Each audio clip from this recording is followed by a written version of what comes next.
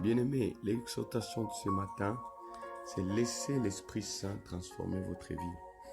Nous sommes exposés au quotidien à multiples voix qui nous réclament. Chaque matin, lorsque nous réveillons, nous recevons plusieurs tentations, plusieurs voix, plusieurs idées, plusieurs pensées qui nous poussent parfois à agir, même au-delà de nos propres volontés, même au-delà de nos propres désirs.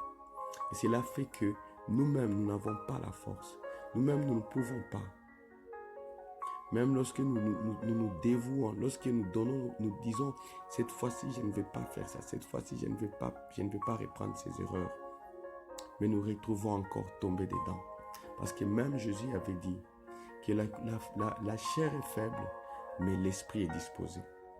Et pour que notre esprit soit fortifié, nous avons besoin de l'Esprit de Dieu, de l'Esprit de l'Éternel, qui est l'Esprit de force, qui est l'Esprit qui nous guidera dans la vérité, qui nous guidera dans le choix à faire, qui nous guidera à obéir à la parole de Dieu, à avoir le dégoût de tout ce qui déplaît à Dieu et de nous aider à nous placer dans notre chemin, dans le chemin de la destinée que l'Éternel nous a promis.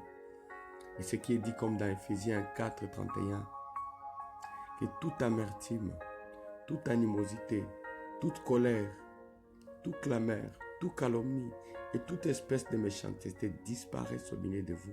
C'est ce que nous recommande au Seigneur. Mais nous-mêmes, nous ne pouvons pas. Nos propres efforts, nous ne pouvons pas.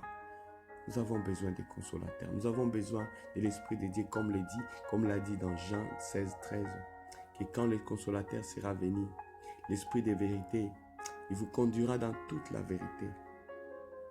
Donc demandez au Père d'être rempli par son Esprit, qui vous conduira à connaître Dieu, à vivre une vie qui est droite, une vie qui est remplie de la gloire de Dieu, et de vous relever dans vos faiblesses et de vous fortifier dans vos prières.